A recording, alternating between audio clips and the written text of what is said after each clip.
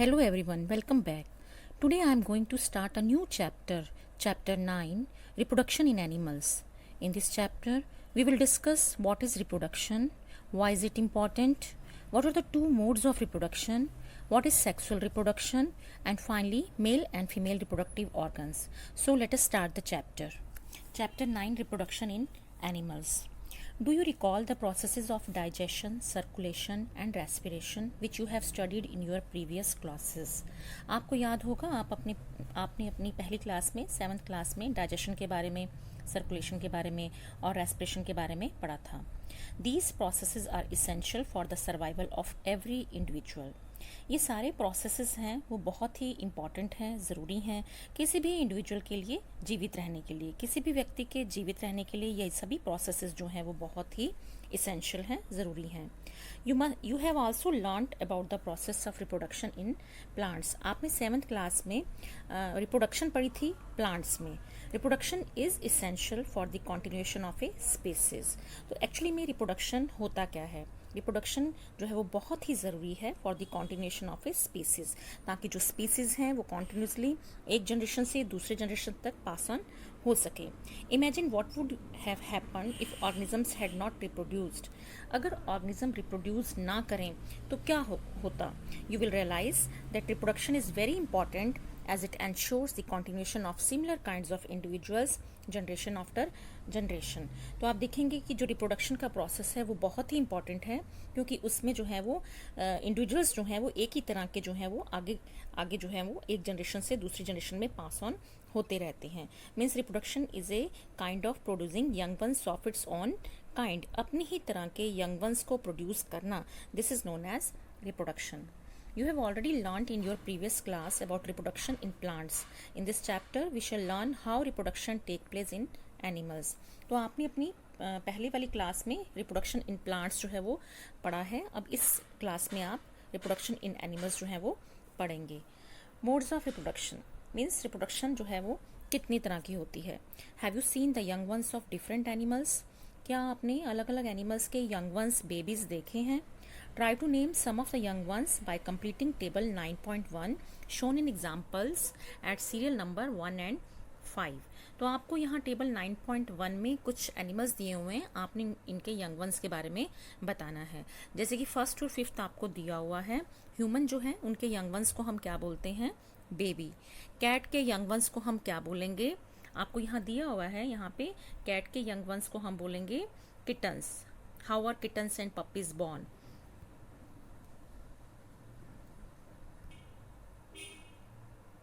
तो आप देख रहे हैं यहाँ पे ये लिखा हुआ है, यहाँ पे how are kittens and puppies are born. तो यहाँ पे हम इस टेबल में 9.1 में तो कैट के यंग वंस को हम बोलेंगे किटन, और डॉग के यंग वंस को हम बोलेंगे पपी, और बटरफ्लाई के यंग वंस को हम बोलेंगे, वो भी यहाँ पे आपको दिया हुआ है. ये बटरफ्लाई के यंग वंस जो हैं दे आर कैटरपिलर्स, और हैन के यंग वंस को हम क्या कहेंगे? चिक्स कहेंगे. तो इस तरह से ये आपको यहाँ पे बताया गया है. नेक्स्ट है, आप देखिए यहाँ पे काऊ के यंग वंस को क्या कहते हैं? काफ, और फ्रॉग के यंग वंस को हम क्या कहेंगे? टैडपोल. तो these are the young ones of these animals. You must have seen the young ones of various animals being born. Can you tell how chicks and caterpillars are born? How are kittens and puppies are born? Do you think that these young ones are looked the same before they were born as they do now? Let us find out. तो आप देखते हैं कि ये जो young ones होते हैं वो वैसे ही लगते हैं जैसे कि पेरेंट होते हैं. तो let us find out. Next है, just as in plants there are two modes by which animals reproduce. These are, जैसे प्लांट्स में रिप्रोडक्शन की 2 मोड्स होती हैं, वैसे ही एनिमल्स में भी रिप्रोडक्शन के ही 2 मोड्स हैं. These are sexual reproduction and asexual reproduction. तो सबसे पहले हम पढ़ेंगे सेक्सुअल रिप्रोडक्शन के बारे में. सेक्सुअल रिप्रोडक्शन किसे कहते हैं? Next is sexual reproduction. Try to recall reproduction in plants which you studied in class 7th. आपने क्लास 7th में रिप्रोडक्शन के बारे में पढ़ा है, आपने प्लांट्स में सेक्सुअल रिप्रोडक्शन पढ़ी है. You will remember that plants that reproduce sexually have mail and female reproductive parts. आपको याद होगा कि जो प्लांट्स सेक्सुअली रिप्रोड्यूस करते हैं उनमें मेल और फीमेल रिप्रोडक्टिव पार्ट्स होते हैं. Can you name these parts? क्या आपको वो नाम याद हैं? क्या आपको मालूम है रिप्रोडक्टिव पार्ट कौन सा होता है? प्लांट्स का फ्लावर होता है, और फ्लावर में जो है वो मेल रिप्रोडक्टिव पार्ट्स भी होते हैं और फीमेल रिप्रोडक्टिव पार्ट्स भी होते हैं. तो मेल रिप्रोडक्टिव पार्ट्स जो है वो फ्लावर में कौन सा होता है? स्टेमन. और फीमेल रिप्रोडक्टिव पार्ट्स जो होता है पिस्टिल होता है, जिसे हम कार्पल भी कहते हैं. In animals also males and females have different reproductive parts और ऑर्गन्स. प्लांट्स की तरह ही एनिमल्स में भी मेल और फीमेल जो है वो डिफरेंट रिप्रोडक्टिव पार्ट्स होते हैं. Like plants, the reproductive parts in animals also produce gametes that fuse to form a zygote. Plants की तरह ही एनिमल्स में भी जो रिप्रोडक्टिव पार्ट्स होते हैं वो गैमेट्स प्रोड्यूस करते हैं, जैसे कि मेल गैमेट प्रोड्यूस करते हैं, फीमेल गैमेट प्रोड्यूस करते हैं. After the fusion of male and female gamete zygote is formed. और जब मेल गैमेट और फीमेल गैमेट फ्यूज होते हैं, जब मिलते हैं, तो जाइगोट जो है वो बनता है. It is the zygote which develops into a new individual. ये जाइगोट ही होता है जो आफ्टर फर्टिलाइजेशन जो है वो डेवलप होता है, डेवलप होके वो एम्ब्रो में कन्वर्ट होता है, और फिर यही एम्ब्रो जो है एक न्यू बेबी में, एक न्यू इंडिविजुअल में जो है वो कन्वर्ट होता है. This type of reproduction beginning from the fusion of male and female gamete is called sexual reproduction. तो इस तरह की रिप्रोडक्शन जो कि मेल और फीमेल के फ्यूजन से हो रही है, मेल और फीमेल गैमेट के जो फ्यूजन से हो रही है, इस तरह की रिप्रोडक्शन को हम बोलते हैं sexual reproduction. Let us find out the reproductive parts of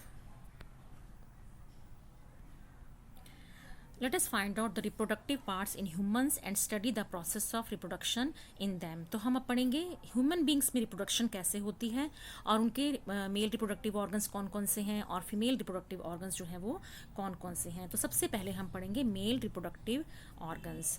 the male reproductive organs include a pair of testis. Singular testis means pair of testis जो है, दो टेस्टिस होती हैं मेल रिप्रोडक्टिव ऑर्गन्स में, और जब हम इसे सिंगुलर में लिखते हैं तो इसके स्पेलिंग हम इस तरह से लिखते हैं TESTIS, और जब हम इसे प्लूरल में लिखते हैं तो इसके स्पेलिंग होते हैं TESTES. इसके साथ साथ 2 स्पर्म डक्ट्स होती हैं और एंड पीनस होता है. तो ये है मेल रिप्रोडक्टिव ऑर्गन्स हैं, अ pair of testis, 2 sperm ducts and a पीनस. Figure 9.1 में आपको ये दिखाया भी गया है. तो look at the figure 9.1.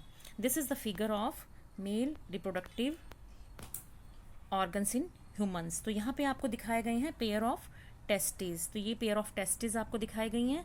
There are 2 testis, पीनस आपको दिखाया गया है ये, और ये टेस्टिस के साथ से ही जो है वो ट्यूब लाइक स्ट्रक्चर जा रही है, जिसे हम कहते हैं स्पर्म डक्ट. टेस्टिस जो हैं वो मेल गैमेट्स प्रोड्यूस करती हैं, जिसे हम बोलते हैं स्पर्म. तो ये टेस्टिस जो हैं जो स्पर्म प्रोड्यूस करती हैं, वो स्पर्म इस डक्ट से ही पास होते हैं. तो ये इस डक्ट में, इसलिए इसका नाम है स्पर्म डक्ट. नेक्स्ट आपको बताया गया है कि millions of sperms are produce by the testis. Testis जो है वो बहुत सारे मिलियन स्पर्म्स जो है वो प्रोड्यूस करती हैं, which shows the picture of A sperm. तो आपको फिगर 9.2 में स्पर्म की पिक्चर भी दिखाई गई है. This is human sperm. ये आपको ह्यूमन स्पर्म दिखाया गया है. और millions of sperms are produced by the testes. Look at figure 9.2 which shows the picture of a sperm. Those sperms are very small in size. Each has a head, a middle piece and a tail. जबकि जो sperms हैं वो बहुत ही small होते हैं size में, लेकिन हर एक sperm में एक head होता है, एक middle piece होता है और एक tail होती है. Does it appear to be a single cell? Indeed. Each sperm is a single cell with all the usual cell components. ये जो sperm होता है ये एक सिंगल सेल है और इसमें एक सेल के सारे कंपोनेंट्स हैं. मीन्स न्यूक्लियस प्रेजेंट है, सेल मेम्ब्रेन प्रेजेंट है, साइटोप्लाज्म प्रेजेंट है.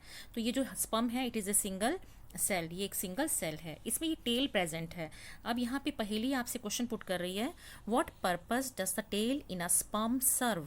स्पर्म में टेल का क्या फंक्शन है, कि स्पर्म में जो है ये टेल क्यों लगी हुई है. ये टेल इसलिए लगी हुई है क्योंकि जो स्पर्म है वो मेल गैमिट है और उसे मूवमेंट टेल जो है वो हेल्प करती है स्पर्म की मूवमेंट में, और जिसकी वजह से स्पर्म जो है वो एग तक पहुँच सकता है. तो एग जो मैं आपको बता रही हूँ आगे, फीमेल रिप्रोडक्टिव ऑर्गन्स में हम एग के बारे में पढ़ेंगे. नेक्स्ट है female reproductive organs. The female reproductive organs are a pair of ovaries. oviduct, fallopian tubes and the uterus. The ovary produces female gamete called ova और एग्स. तो female reproductive organs in humans में ये आपको picture दिखाई गई है जिसमें आपको अ पेयर ऑफ ओवरी दिखाई गई है. यहाँ पे 2 ओवरीज हैं, तो आप ये देख रहे हैं, दीज आर 2 ओवरीज. ये आपको ओवरीज दिखाई गई हैं. और उसके बाद ये आपको ओविडक्ट, जो ओवरीज से ये डक्ट से निकल रही है, ट्यूब से निकल रही है, इसे हम कहते हैं ओविडक्ट. एंड दिस इज, ये आपको यूट्रस शो किया गया है. And all these are female parts of female reproductive organs. तो ये इसमें जो ओवरी है वो क्या प्रोड्यूस करती है, हम ओविडक्ट को हम फैलोपियन ट्यूब भी कहते हैं. तो ओविडक्ट का दूसरा नाम भी है फैलोपियन ट्यूब. ओवरी जो है वो प्रोड्यूस करती है एग्स, फीमेल गैमेट प्रोड्यूस करती है जिसको हम बोलते हैं एग. आपको ये दिखाया गया है, देखो ह्यूमन ओवम दिखाया गया है. This is the figure of human ovum. Egg की फिगर है ये, जिसमें एक न्यूक्लियस है. ये भी एक सिंगल सेल है, this like the sperm. An egg is also a single cell. तो फीमेल गैमेट जो है, जिसे हम ओवा भी कहते हैं और एग भी कहते हैं, तो ओवरी ये प्रोड्यूस कर रही है. In human beings a single matured egg is released into the oviduct by one of the ovaries every month. तो ह्यूमन बींग्स में क्या होता है, हर मंथ हमारे पास 2 ओवरीज हैं. फीमेल रिप्रोडक्टिव ऑर्गन्स में 2 ओवरीज हैं. तो एवरी मंथ जो एक ओवरी है वो एक मैच्योर्ड एग जो है वो प्रोड्यूस करती है और ओविडक्ट में रिलीज करती है.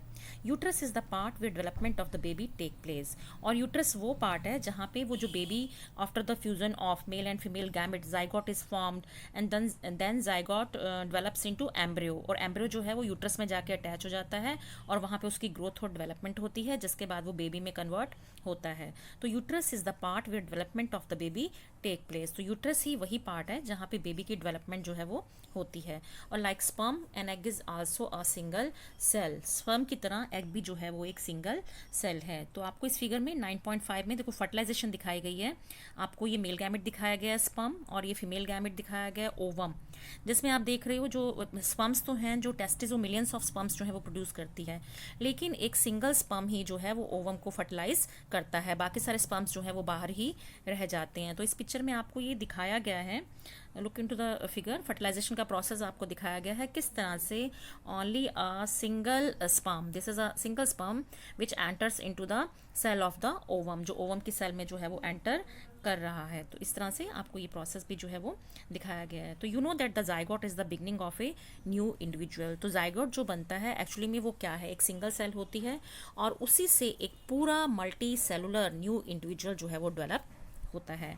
तो that's it for today. Next fertilization के बारे में we will discuss in next video. Thank you and have a great day.